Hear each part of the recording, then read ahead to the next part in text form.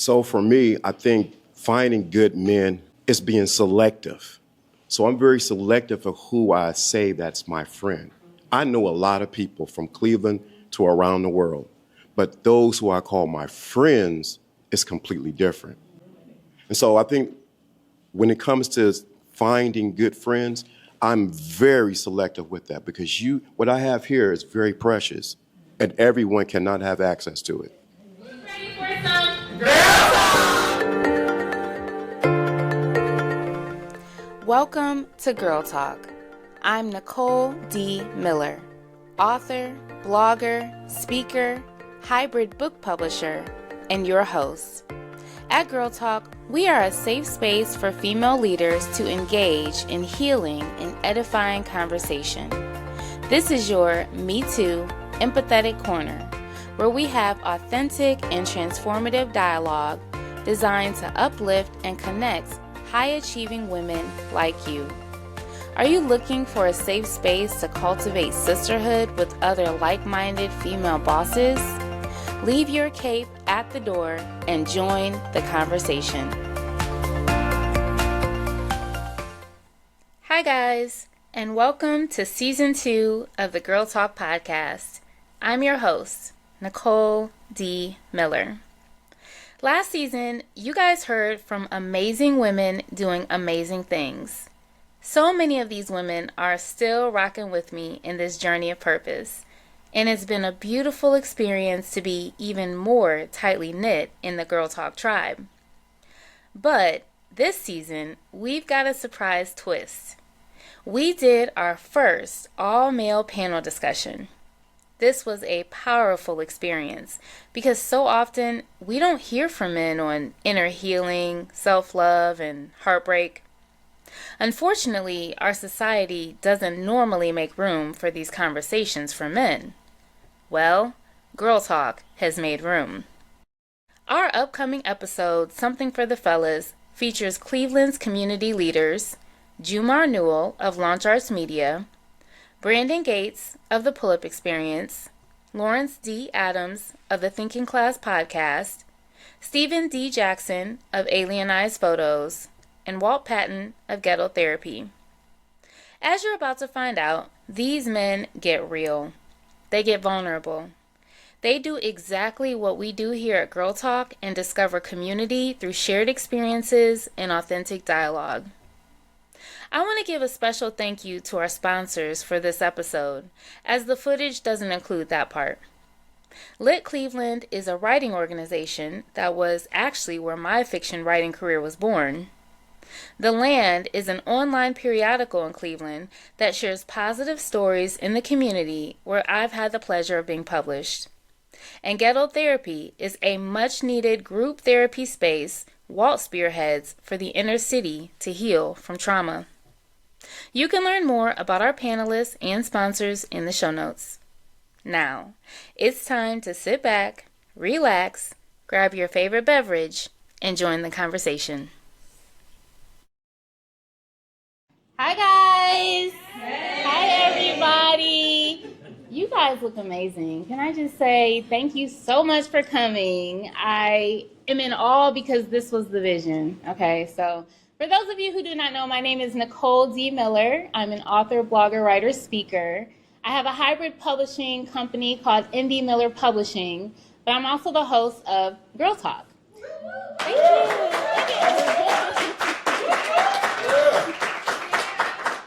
you. Thank you.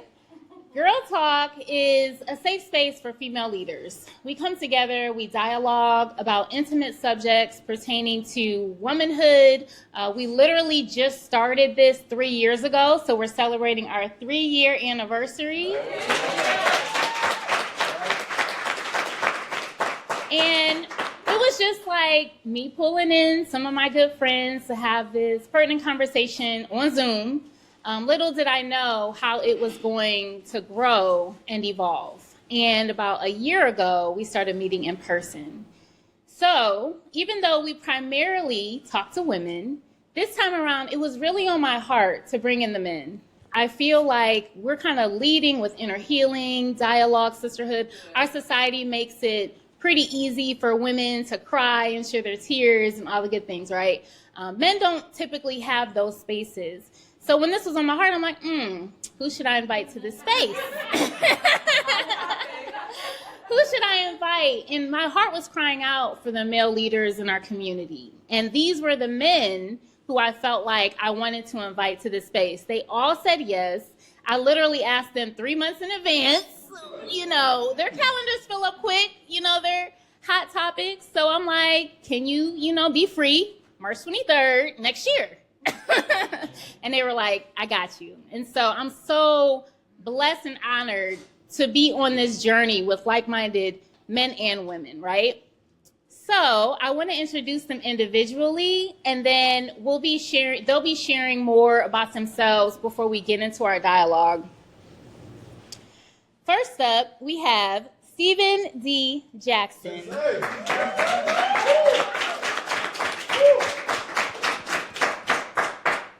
Stephen is a father, creative, entrepreneur, professional event photographer, and business strategist. Known affectionately as Alien for his innovative approach to music and poetry, or Photographer Jackson for his visual expertise, Stephen has built his career on amplifying others' voices and helping them shine. As the founder of Alien Eyes Photos Industry Talk, an introspective business podcast for aspiring entrepreneurs, Stephen understands the power of platform and representation. More can be learned about Stephen at alieneyesphotos.com. Now, I might slip up and call Stephen Alien, y'all, because that is just how I know him. That's my brother, okay? Walter Patton. Walt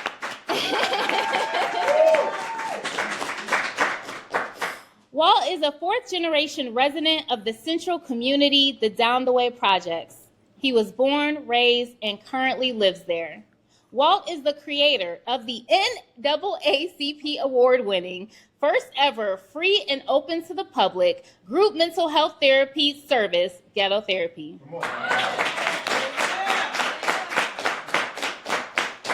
Ghetto Therapy's partnerships range from the Environmental Health Watch, Cleveland Clinic, Tri-C, Burton Bell Carr, and the Cleveland Public Libraries. Ghetto Therapy has connected over 4,000 Black and Brown residents to licensed therapists and meets weekly in the inner city of Cleveland. More can be learned by following at Ghetto Therapy 216. And I just want to share on a personal note, I've connected with Walt. He's been instrumental just even in my goddaughter's life. I've gotten to experience what Ghetto Therapy is doing in the community, so hats off to you, Walt. And Ghetto Therapy is one of our sponsors. They're the reason we're eating tonight, so thank you all.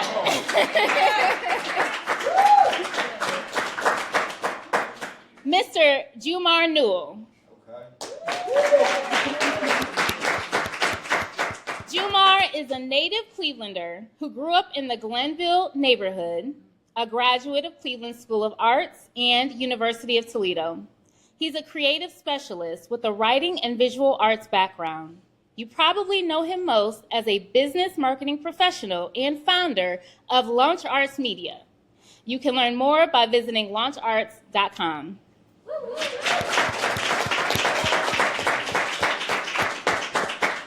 Lawrence D. Adams.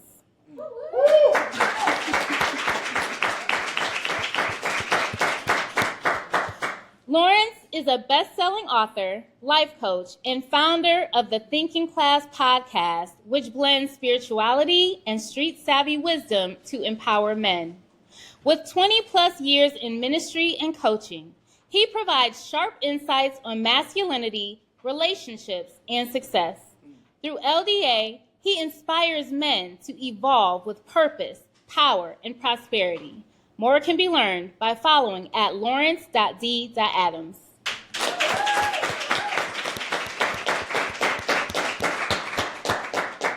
Brandon Gates. Brandon is an entrepreneur, real estate agent, and executive producer of the Pull-Up Experience podcast. Okay. We got a lot of them in the house. I was expecting, some cheers. With over 250 episodes, 19,000 subscribers, and 8.2 million views and counting.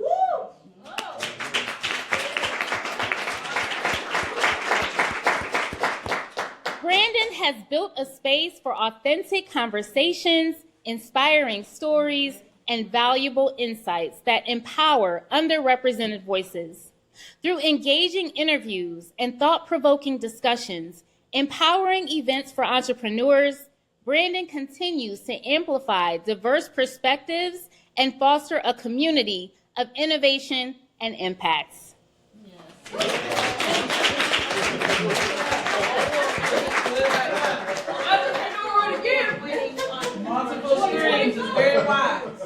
So as you guys can see, I'm in good company.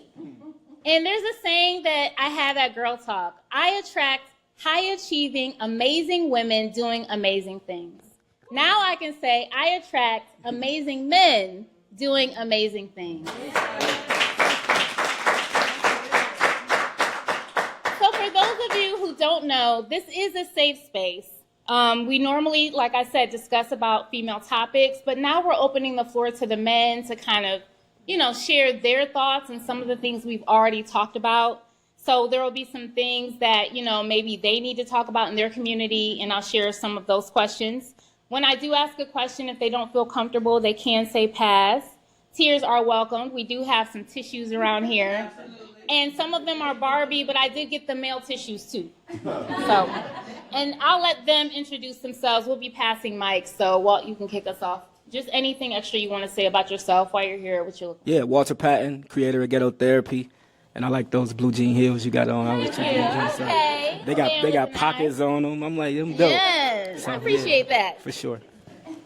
Yeah, no, the introductions were really done well.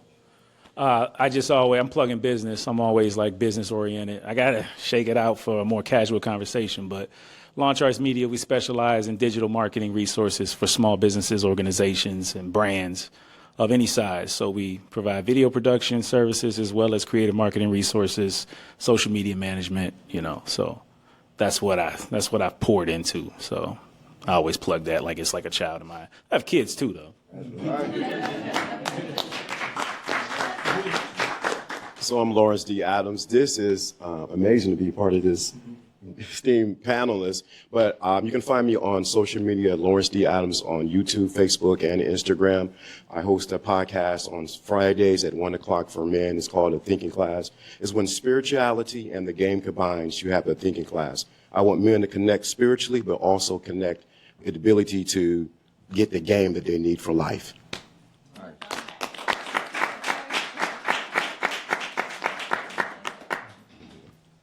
Welcome, welcome, welcome. I am Stephen D. Jackson, also known as Alien or Photographer Jackson, creative entrepreneur, and I do work with Jamar, VP of Productions of Launch Arts Media. I also am Alien Eyes Photos on all media and just started a podcast, Alien Eyes Photos, Industry Talk. Thank you, thank you. I didn't know who you talking about for me. I'm like, who's she talking about? Talking about me? Thank you. And anytime Nicole Miller says do something for her, I'm going to be there, okay? Y'all understand Nicole's like, hey, I need you to be there, and I'm going to be there. And it's an honor to be with these great gentlemen on this panel right here. I think I don't know if I had the podcast, but I think I had the honor of pretty much talk to all these men, and I know we're in for a good night tonight.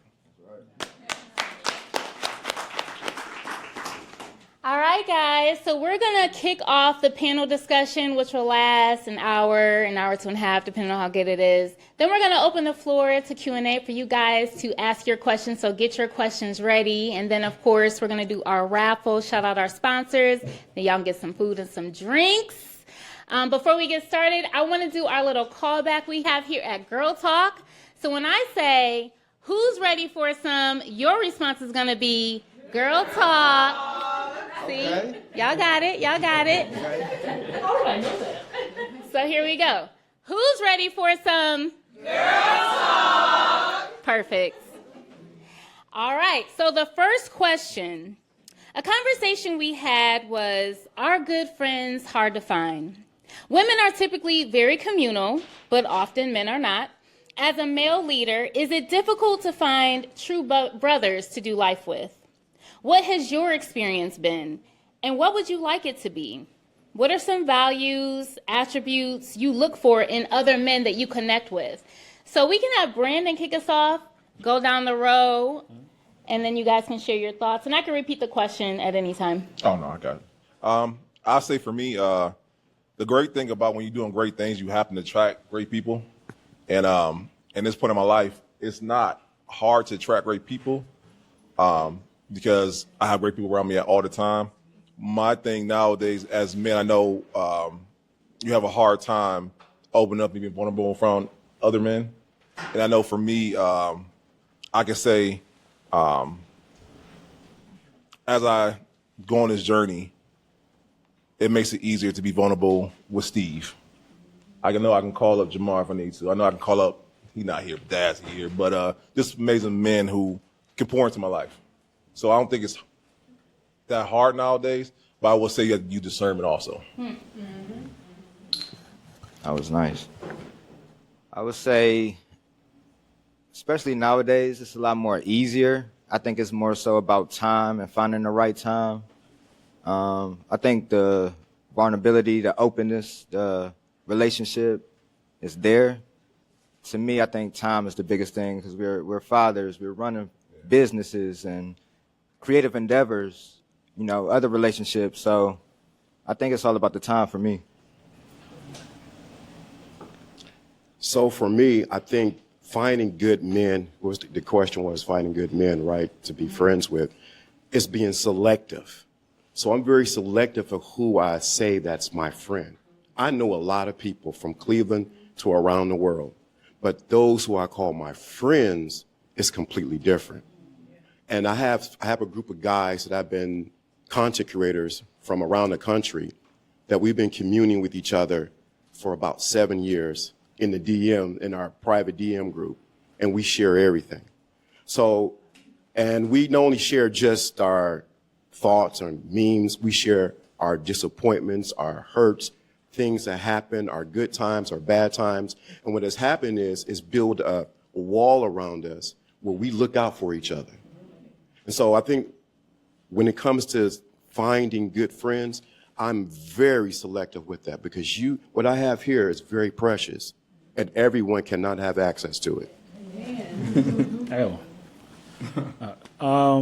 So I think the point of the question was like, today, is it hard to find good friends? And honestly, I think it's easier than ever because there is a revolution of thought and feelings and emotion that has kind of blessed our community. Where, you know, prior to it, we often had issues with letting our guard down. And now it's a more sharing and thoughtful, you know, kind of atmosphere. So it's not difficult, but you have to really, really drop any ego in order to make true friends. Like, and I always, in business, I try to make friends with everybody because the key to a thriving business is relationships. So in business, it's like I always akin myself to the new kid at school with his lunch tray, sitting at every table, like, "Hi, I'm Jamar." Hi. And everybody is in cliques, and they kind of, you know, push back to me and say, "Oh, well, yeah, but I'm open to talking to anybody, you know." And then personally, I've you know, I ain't had that problem. I have 3 brothers, and we aren't biological brothers, but we've been able to kind of grow our relationship and then kind of transfer that to others. But it's not hard at all as long as you really, really, you know, put the hand of friendship forward. If you have ulterior motives and displaced feelings, then you're already tainting any sort of potential great friendship that you're going to have. So it's the sincerity for me.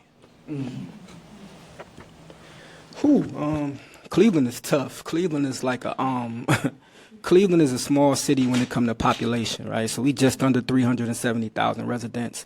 And you have big cities like Chicago with like 2 million residents. And what I'm trying to say is like, it's very, like you said, it's very cliquish, it's very favoritism. And this is a nonprofit city, right? So majority of the business that's thriving and flourishing, they thrive and flourish off of nonprofit. It's very hard to really succeed in a for-profit business here, right? So it's like the people that I come around and come encounter with, it's kind of tough because I've been blessed to have that favoritism. God has been putting that favoritism on my life with us having over 250,000 in the last 3 years in funding, right? So it's kind of tough when people come around you because you don't know if they want to be your friends or if they just want those resources, right? Because in this small city, it's tough to get those resources. So I've been blessed and, God has been in my life to give me those resources, but I just don't want to let anybody in because you don't know if that's all they want.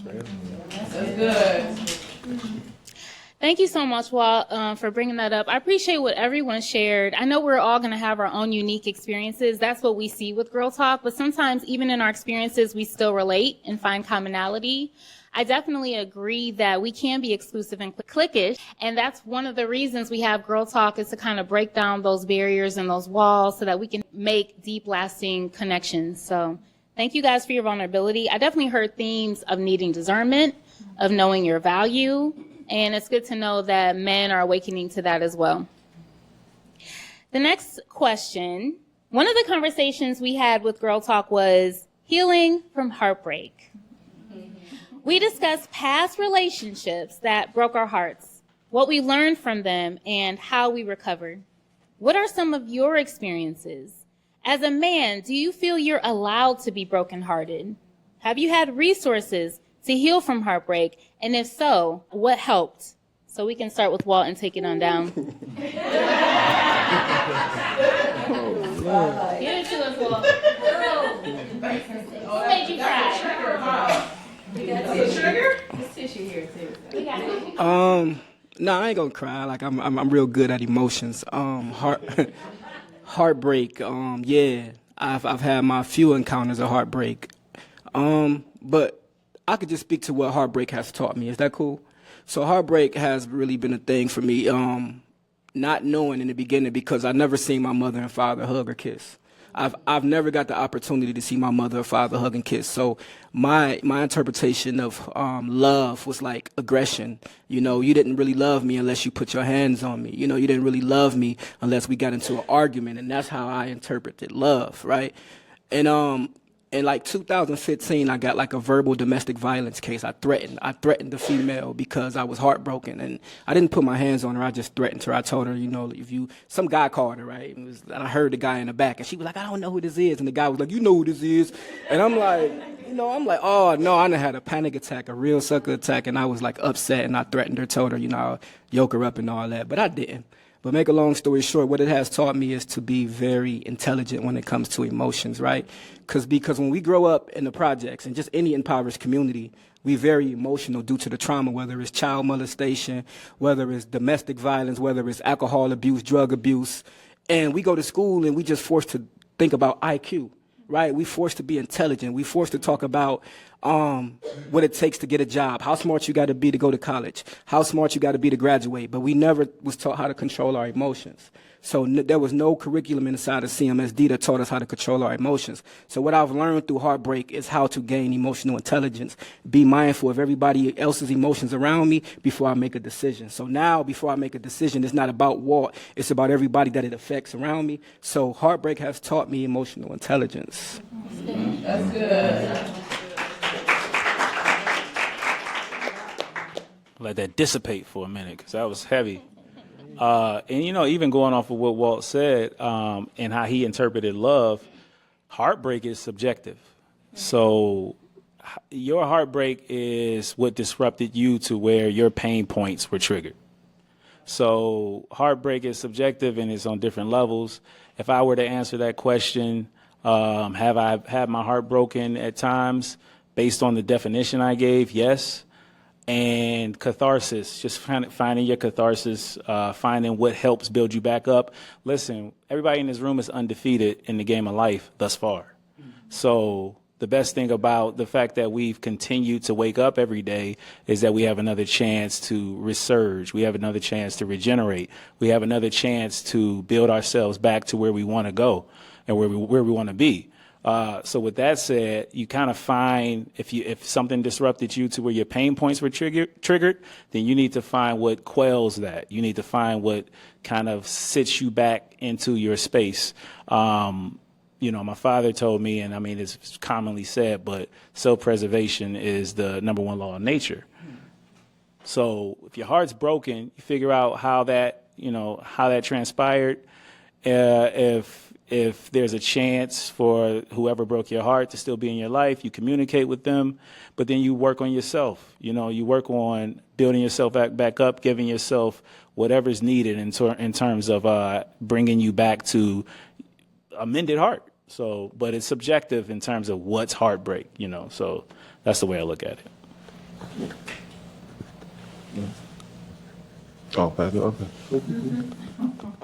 For me, I would say this. Heartbreak for me, made so I didn't have a heart for the longest, right? I was real cold out here. And I mean cold, like emotionless.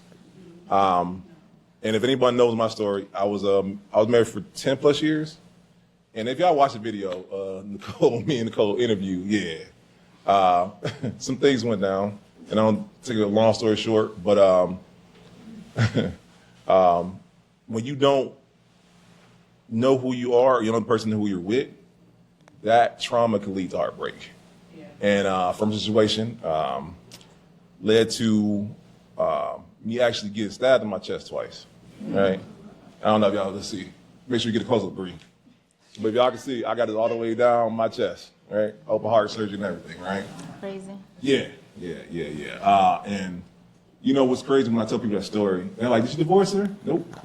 Stayed together 5 more years of that. Because my idea was I didn't want to break up a marriage for the sake of my kids, right? But not knowing that staying with her caused more damage than it did anything else. And, and then it's crazy enough, we got divorced, and I'm thinking, oh, I'm rid of her or whatnot. But the pain in how can I say this, the grief of what was or what could have been was overwhelming, say it like that, right? To the point to where it wasn't until I've been divorced for 5 years, I just started going to therapy about 2 years ago. And just realizing how much I needed therapy, right? And then some things as men, we think we can shrug off like, that ain't nothing. My therapist get mad at me because I shrug off being stabbed like it was nothing. Like, it was like a pepper cut, right? I was in the hospital for 5 weeks, y'all. 5 weeks, I couldn't even walk the first 3. And when I tell you it was a long way back, and we still stay married to that. Because I said, you know what? God told me you should be together. God didn't tell me that. I thought he told me that because I wanted that. Big difference. That's good. But like I said, the grief of what could have been and what I wanted to be was very overwhelming. To the point to where after I got divorced, navigating relationships was not easy for me. Right? Shoot, to be honest, relationships now are still not easy for me, to be honest with y'all. And it's still a process. But I will say this, God is good.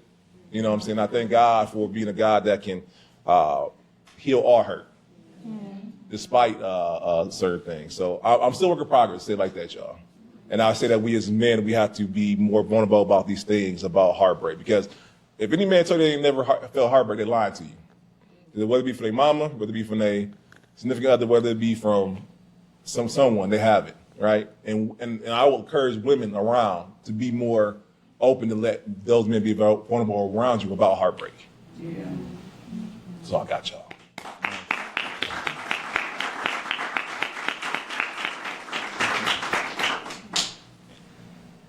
So to answer the question, yes, I experienced heartbreak.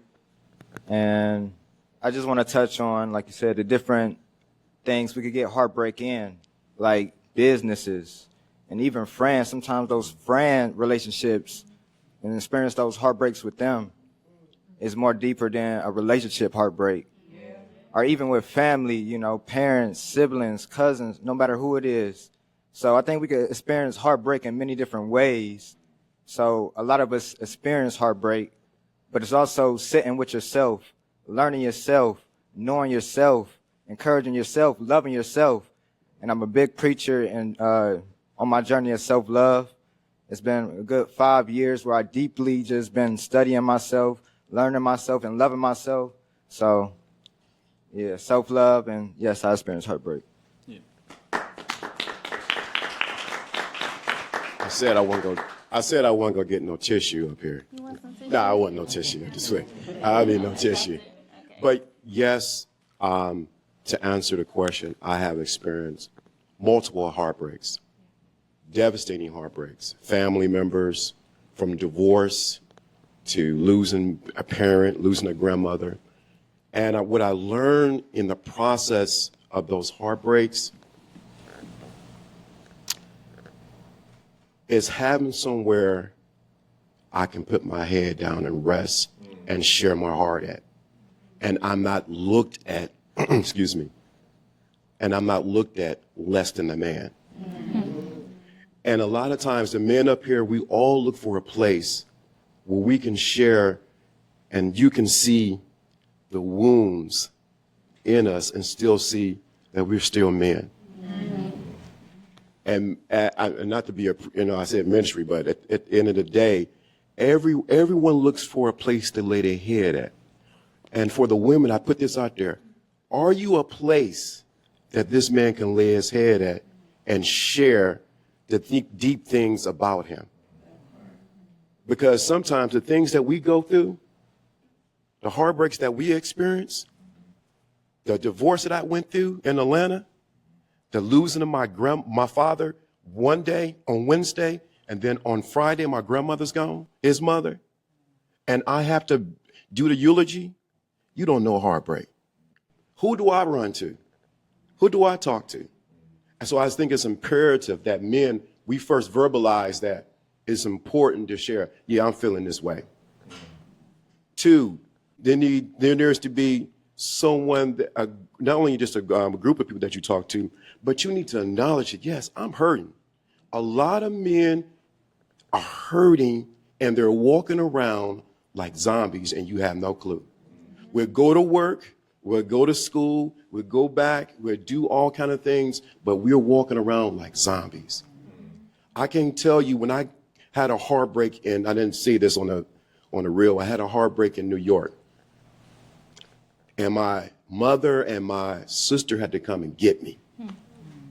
Because I just keep it real. Can we keep it 100? That's what this is for. I wanted to end it. So they came and got me from New York, and I couldn't talk. I couldn't verbalize. So they came back. I had to stay in my sister's basement to get my voice back, to get fed and to nourish me. And I didn't even want my sons to come see me in this state. But it was during that time, as Steve said and every other brother said, that I had to begin to love myself. And when I began to pour back in myself, get reconnected, and realize that my life matters, that's when I said I got to make a turning point to help other people who've been in the same place I've been at. Losing your voice when you can't even talk and you enjoy talking. You can't even tell your mother, I love you. That's how devastating it was. So yes, men go through heartbreak. The question I have for you ladies, do you have the bandwidth to handle a man's heartbreak?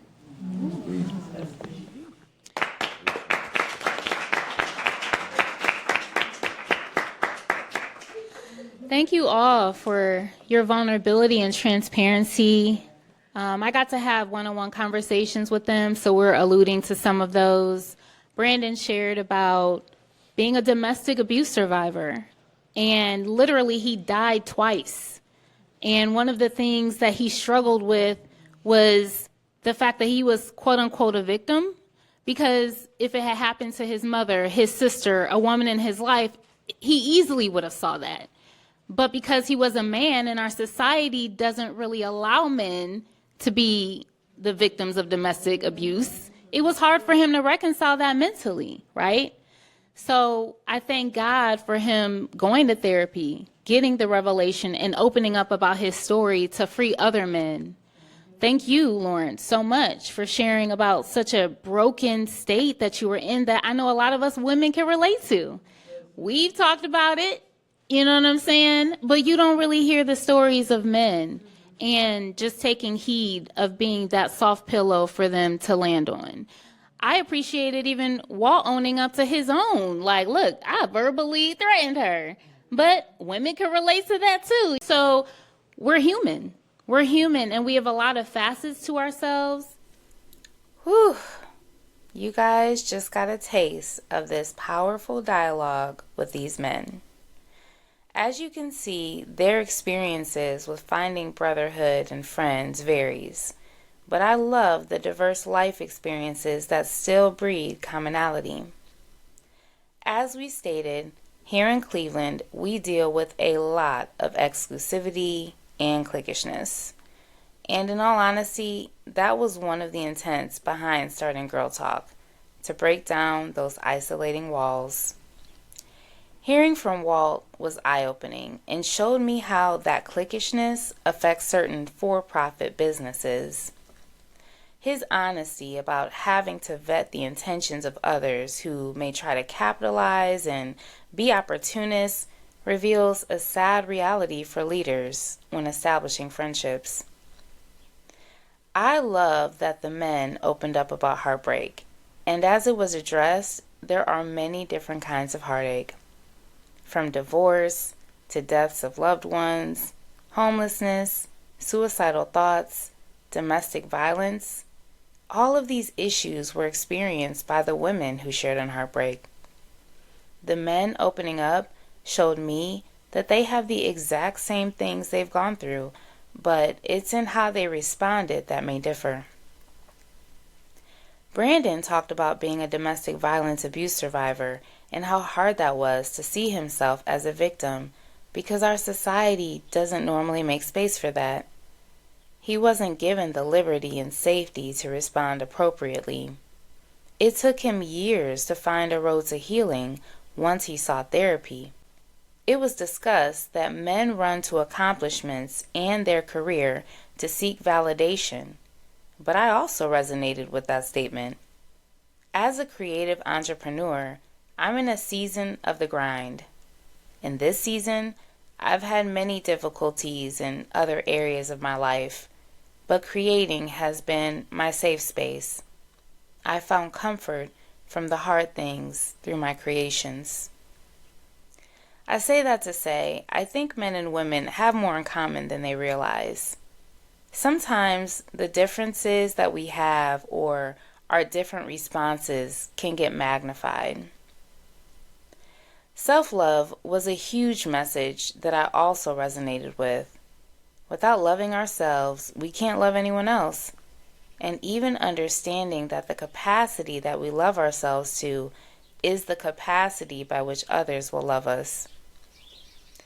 Some of the solutions the men offered to healing from life's hard times were gaining emotional intelligence, building up your mental health and strength, and seeking therapy. My takeaway message from this discussion was to see men as human who need safe spaces of healing, hurt, and vulnerability, just as women do. Okay, so that gives you guys an idea of where this dialogue is going. Stay tuned for part 2 of Something for the Fellas to catch more from these men on their journeys with seeking healing, wholeness, and health.